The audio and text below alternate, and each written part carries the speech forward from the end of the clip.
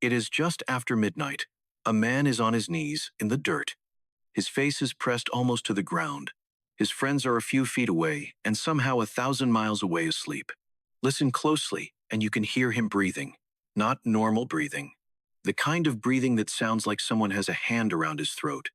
If you walk past this scene in the dark knowing nothing about who he was, you might think you were watching a man die. You would not be wrong. This is not the cross. This is hours before the cross, and a place almost nobody stops long enough to understand. It has a name, and the name is the first clue.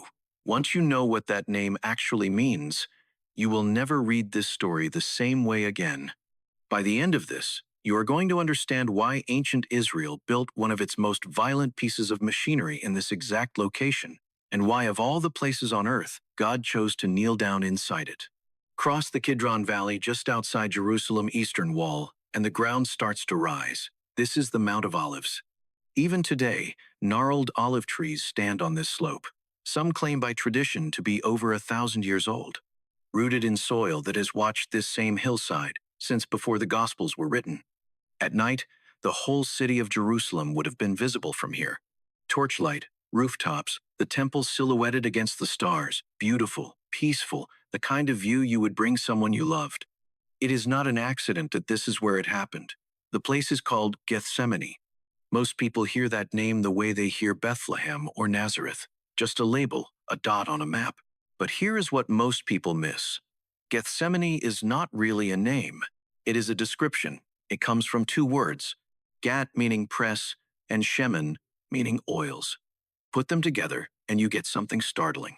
The place of the oil press. This was not poetic, it was literal. Somewhere on this hillside stood the heavy stone equipment used to crush olives for oil, the kind every village in Judea needed for cooking, for lamps, for the temple itself. Now watch what happens when you understand how that machine actually worked. Getting oil out of an olive happens in stages. The very first drops, squeezed out by nothing more than the olive's own weight before any beam ever came down, were considered the purest oil there was. Clear, clean, set apart specifically for the temple lamps. But a few clear drops will not light a city. To get enough oil to fill every lamp in every home in Judea, enough to anoint a king, enough to outlast a whole winter. You needed more than a trickle. You needed the press, the full beam. Stones the size of a man lowered slowly, relentlessly, until there was nothing left inside the olive to hold back. Here is the detail that should stop you cold. The abundance the world actually needed never came from a light touch. It came from the heaviest weight anyone was willing to apply. Hold on to that. We will come back to it because what happens in this garden tonight is going to follow that exact pattern. And it is going to change how you see every drop of oil mentioned in the rest of Scripture. A few hours earlier, this man had been sitting at a table with his closest friends, eating a meal that Israel had eaten every year for over 1,000 years to remember a different kind of deliverance. He had taken bread, broken it, said, "This is my body." He had taken a cup, said, "This is my blood." Nobody at that table understood what they had just witnessed. They would not understand for years. Then he stood up, and he led 11 men. One had already slipped out into the night, down the steps of the city, across the dry bed of the Kidron, and up into the trees of Gethsemane. He brought 3 of them, Peter, James, John, deeper into the garden. These were the same 3 who had seen him glowing with light on a mountain, the same 3 who had once watched him speak, and a storm went silent. If anyone had earned the right to witness what was coming, it was them. "Stay here," he told them. "Watch with me." Then he went a little further alone and did something none of them had ever seen him do. He fell to the ground. Here is where everything changes. The Gospel of Mark, writing in Greek, uses a specific word to describe what hit Jesus the moment he stepped away from his friends. Ekthambeisthai. It is not a word for sadness, it is a word for horror. The kind of dread that hits a body like a physical blow. Mark pairs it with another word, paralipos, sorrowful to the point of death. Then Luke, a physician by training, adds something even more specific. Agonia. You already recognize part of that word, agony. But the original meaning runs deeper than pain. In the Greek world, Agonia described the tension an athlete felt right before a contest. That unbearable coiled, full-body dread in the seconds before the starting signal, when the body already knows what is coming, and every nerve is screaming. This was not sadness. This was a man standing at the edge of something his entire body was bracing against. And then Luke records a detail that should make you lean forward. His sweat became like drops of blood falling to the ground. For centuries, skeptics dismissed this as exaggeration, dramatic flourish, nothing more. But modern medicine has a name for what Luke described: hematidrosis. Under extreme psychological distress, capillaries near the sweat glands can rupture, mixing blood with sweat. It is rare, it is real, and it is documented in cases of people facing what they believe is certain imminent death. A first-century physician with none of that medical knowledge available to him recorded a symptom that would not be clinically explained for almost 2,000 years. That is important. The connection is impossible to ignore. This was not performance. This was a body responding to something the soul could barely survive. So, what was he actually afraid of? This is where most retellings stop too early. They skip straight to Jesus, was afraid of dying, and move on. But crucifixion was not a surprise. He had already told his disciples plainly, multiple times, exactly how he would die. Men far weaker than him had walked to Roman crosses without collapsing into hematidrosis on the ground beforehand. So, it was not just the nails. Something else was happening. Listen to his actual words. "Father, if it is possible, let this cup pass from me." A cup. Think back to that table just a few hours earlier. At a traditional Passover meal, 4 separate cups are lifted across the night, each one tied to a different stage of Israel's deliverance from Egypt. Tradition holds that the third of those 4 cups, the one lifted near the end of the meal, carries a specific name: the cup of redemption. Most scholars believe that is the exact cup Jesus lifted at that table, the one he handed to his friends and called his blood poured out for many. So, when he kneels in this garden hours later and asks for this cup to pass from him, he is not introducing some brand new symbol into the night. He is picking back up the very cup he had just redefined at dinner. Only now he is staring straight at what it is actually going to cost him to make that redefinition true. In the world he came from, a cup was not a small thing. Throughout Israel prophets, a cup was a loaded symbol. The cup of God's wrath. The cup of judgment poured out on rebellion. The cup nations were forced to drink when they had exhausted divine patience. To drink the cup meant to absorb the full weight of consequence for sin. Not your own sin, but to stand in the place where judgment lands. Now, here is the part nobody talks about. This man had not sinned, not once, not in thought, word, or deed, according to everything the Gospels claim about him. And yet he was looking into a cup that held every act of cruelty, every betrayal, every act of violence, every quiet private sin ever committed by every human being who would ever live, past tense and future tense. All of it somehow poured into a single cup that he and only he was being asked to drink to the bottom. That is not a man afraid of physical pain. That is a man staring directly into the full weight of human evil and asking if there is any other way to deal with it. And for one unbearable moment in the dark under the trees, the answer was no, there was not. At first glance, that seems like just a desperate prayer in a desperate hour, but it was not an accident that this happened in a garden. Go back to the very first pages of the story, to a different garden with a different man facing a different kind of test. In that first garden, a man named Adam was given a command surrounded by abundance and tempted to take something forbidden. He was not suffering. He was not crushed by pressure. He had everything he could possibly want, and the test was simple. Trust God or reach for more. He reached. He fell, and everything broke. Notice the object at the center of his failure: a tree. Something rooted, something growing, something he reached out and took from with his own hand. Hold on to that detail. It is going to come back around before the end of the story in a way the New Testament writers clearly believed was not a coincidence. Now look at the second garden. Here is a second man. The Gospels will later call him the last Adam, and his test is the mirror image of the first. He is not surrounded by abundance. He is surrounded by horror. He is not being tempted to take something forbidden. He is being tempted to refuse something required. to let the cup pass, to walk away, to save himself. The first man test was easy, and he failed it. This man test was nearly unsurvivable, and he did not. And please notice this, in both gardens, the people closest to the central figure failed to stay alert. In Eden, the danger arrived, and humanity did not see it coming. In Gethsemane, Jesus asked Peter, James, and John to stay awake and watch with him. And within the hour, all three are asleep. Could you not watch with me 1 hour? Humanity, even at its most devoted, still cannot stay awake for its own salvation. It has to be done for them while they sleep. Maybe you felt that before, wanting to be strong for someone you love in their darkest hour and discovering your body just gives out. Maybe that is exactly where you are right now. If it is, sit with this.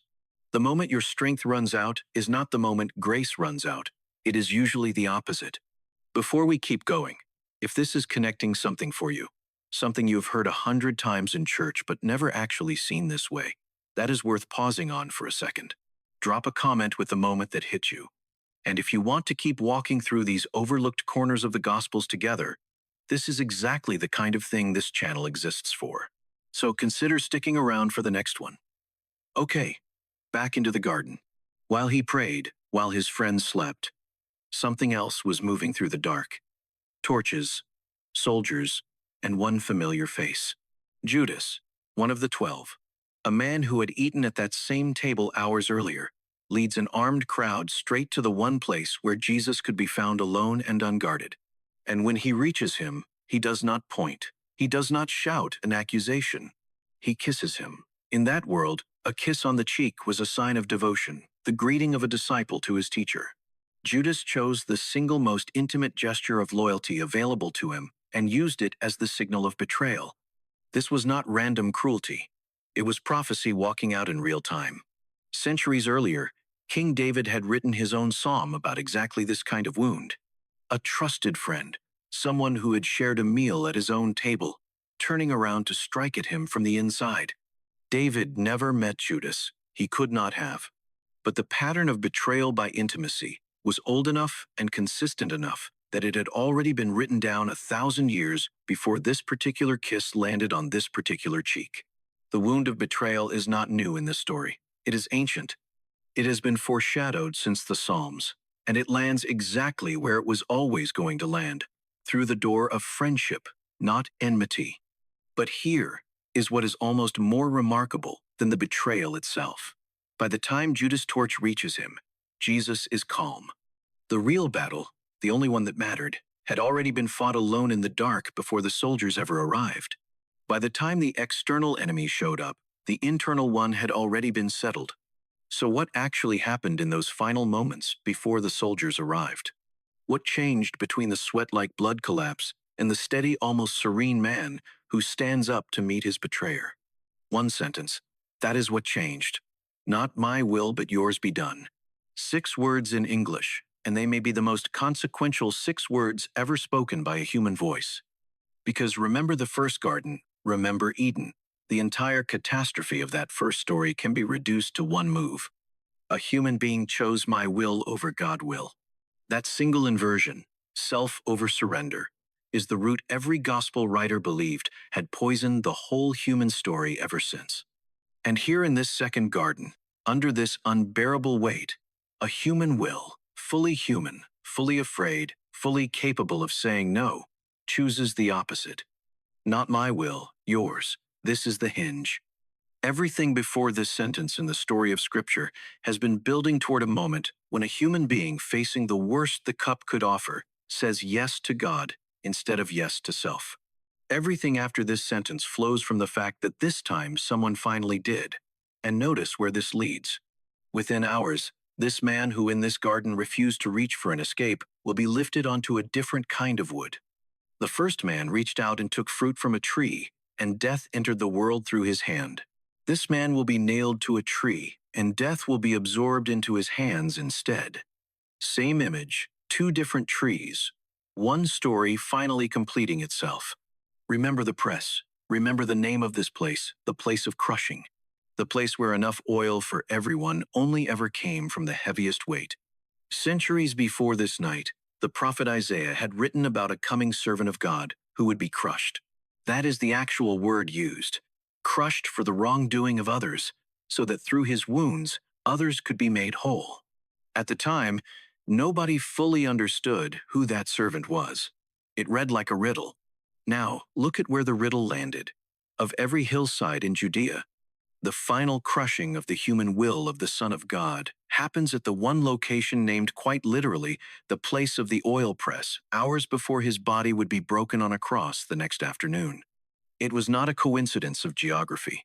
It was a signature. Because in Scripture, oil is never just oil. Oil is what anoints kings. Oil is what consecrates priests. Oil is the symbol again and again for the Spirit of God being poured out on a person, setting them apart, empowering them for something they could never do in their own strength. And the pattern never changes. The oil only flows after the pressing. Jesus is crushed in Gethsemane and crushed again on the cross. And what follows just weeks later is the Spirit of God being poured out on ordinary, frightened, sleep-prone people in an upper room in Jerusalem, transforming them into something they were never capable of being on their own. There is a calendar detail worth pausing on. The day the Spirit fell in that upper room was not a random morning. It was the Feast of Weeks, what the Greek-speaking world called Pentecost, the day Israel had celebrated for centuries as the first fruits of the harvest. The very first stalks of grain cut early and lifted up as an offering. A promise that a much bigger harvest was still standing in the field. The oil pressed out of one man in one garden on one impossible night became the first fruits of a harvest that is still being gathered today. Every life that has ever been changed since the weight came down on him so the oil could be poured out on everyone else. That is the whole hidden architecture of this night. The crushing was never the end of the story. It was the means of producing something that could only exist because of the crushing. And that something was poured out on people exactly like the three men who could not even stay awake to witness it. Maybe you have your own garden, not a literal hillside outside Jerusalem, but a place in your life.